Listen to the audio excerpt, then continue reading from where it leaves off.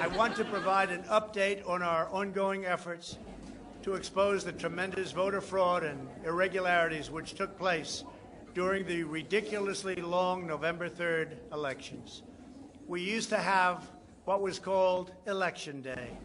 Now we have election days, weeks and months, and lots of bad things happen during this ridiculous period of time, especially when you have to prove almost nothing to exercise our greatest privilege, the right to vote. As president, I have no higher duty than to defend the laws and the Constitution of the United States. That is why I am determined to protect our election system, which is now under coordinated assault and siege. For months leading up to the presidential election, we were warned that we should not declare a premature victory. We were told repeatedly that it would take weeks, if not months, to determine the winner, to count the absentee ballots, and to verify the results. My opponent was told to stay away from the election. Don't campaign. We don't need you. We've got it. This election is done. In fact, they were acting like they already knew what the outcome was going to be. They had it covered, and perhaps they did, very sadly for our country. It was all very, very strange. Within days after the election, we witnessed an orchestrated effort to anoint a winner, even while many key states were still being counted. The constitutional process must be allowed to continue. We are going to defend the honesty of the vote by ensuring that every legal ballot is counted and that no illegal ballot is counted. This is not just about honoring the votes of 74 million Americans who voted for me. It's about ensuring that Americans can have faith in this election and in all future elections. Today I will detail some of the shocking irregularities, abuses, and fraud that have been revealed in recent weeks. But before laying out just a small portion of the evidence we have uncovered, and we have so much evidence, I want to explain the corrupt mail-in balloting scheme that Democrats systematically put into place that allowed voting to be altered, especially in swing states, which they had to win. They just didn't know that it was going to be that tough because we were leading in every swing state by so much, far greater than they ever thought possible. While it has long been understood that the Democrat political machine engages in voter fraud from Detroit to Philadelphia to Milwaukee, Atlanta, so many other places.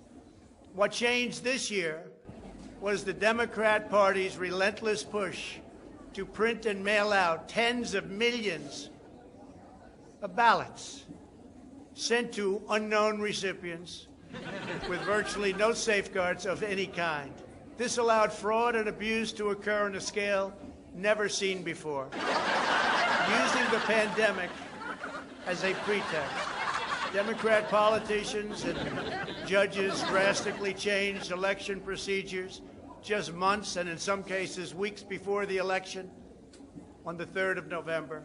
Very rarely were legislatures involved, and constitutionally they had to be involved. But very, very rarely, and you'll see that as we continue to file our suits, it's constitutionally absolutely incorrect what took place, even from a legal standpoint.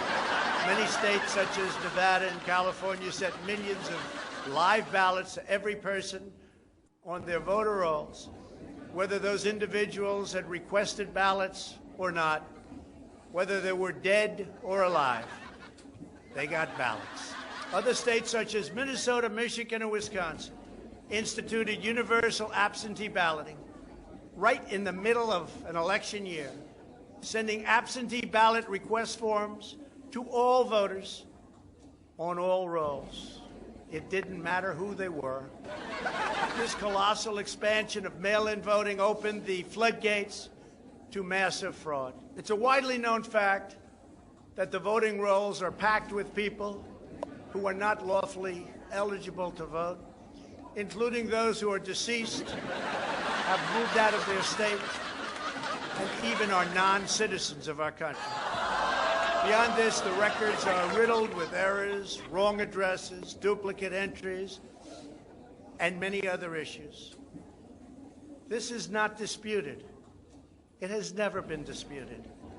Dozens of counties in the key swing states have more registered voters on the rolls than they have voting-age citizens, including 67 counties in Michigan. All of this is evidence. In Wisconsin, the state's Board of Elections could not confirm the residency of more than 100,000 people, but repeatedly refused to remove those names from its voter rolls before the election. They knew why, nobody else did. I knew why. Illegal voting. It is a travesty that in the year 2020, we do not have any means of verifying the eligibility of those who cast ballots in an election, and such an important election it is, or determining who they are, whether they live in the state, or whether they are even American citizens. We have no idea. We have in all swing states major infractions or outright fraud, which is far more in numbers or votes than we need to overturn the results of a state.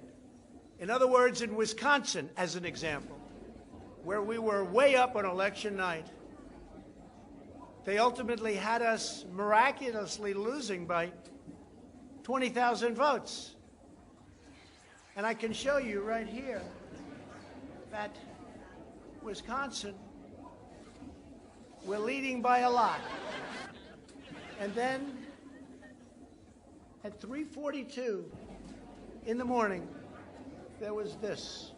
It was a massive dump of votes. Mostly Biden. Almost all Biden. And to this day, everyone's trying to figure out, where did it come from?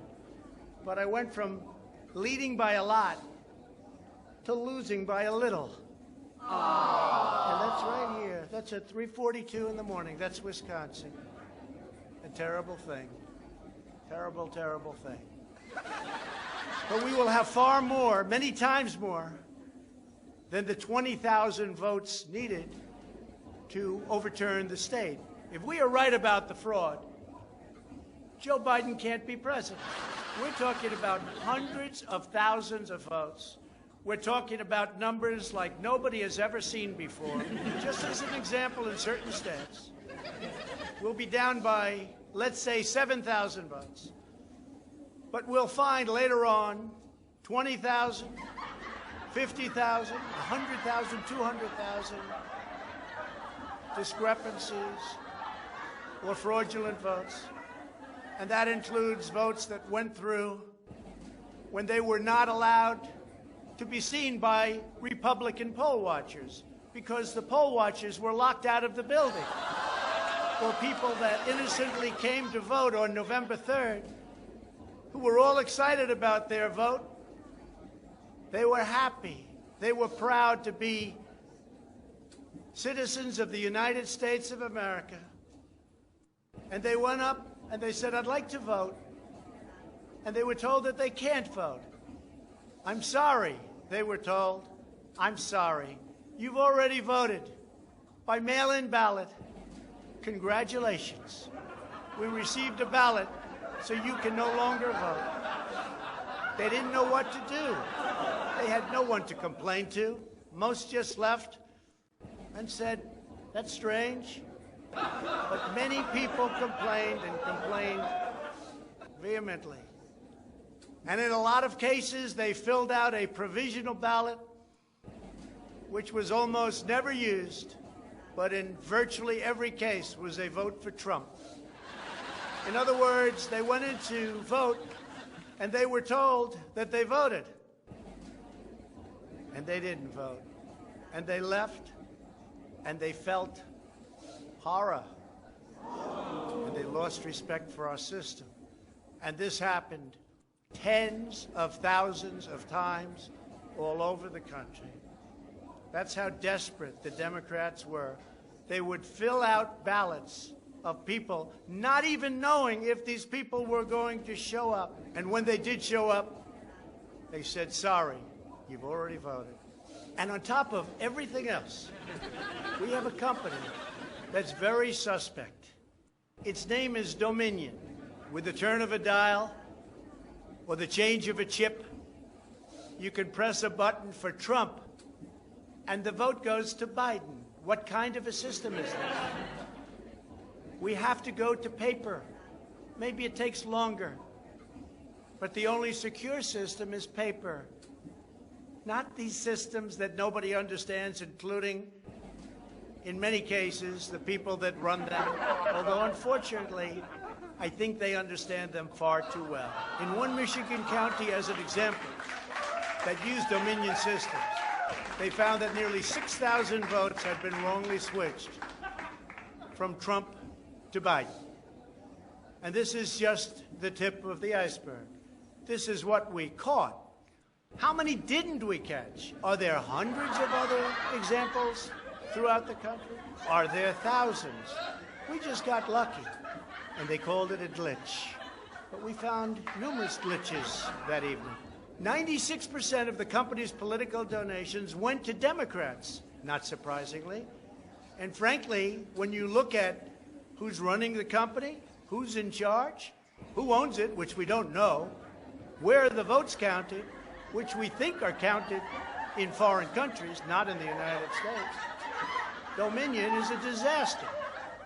Election authorities in Texas have repeatedly blocked the deployment of Dominion systems due to concerns about security vulnerabilities and the potential for errors and outright fraud. Every district that uses Dominion systems must be carefully monitored and carefully investigated, but not only for the future. Right now, we're worried about the present and what went on with an election that we won without question. Under my lead, the Republicans won almost every state house in the United States, which they weren't expected to do. We won up to 16 seats in the House. The numbers are still being tabulated because there are 9 seats that nobody really knows. They don't know. They're still, 2 weeks later, still under consideration because it's a mess. Republicans were supposed to lose many seats, and instead they won those seats in the House. And a very important election that's coming up will determine whether or not we hold the Senate. David Perdue and Kelly Loeffler are 2 tremendous people. Unfortunately, in Georgia, they're using the same horrible Dominion system. And it's already been out that hundreds of thousands, think of it, hundreds of thousands of absentee ballots have been requested. You check it out, who's requesting those ballots. The difference is it's one state, and we will have our eyes on it like nobody's ever watched anything before, because we have to win those 2 Senate seats. The tremendous success we had in the House of Representatives and the tremendous success we've had so far in the Senate, unexpected success all over the country and right here in Washington. It is statistically impossible that the person, me, that led the charge, lost.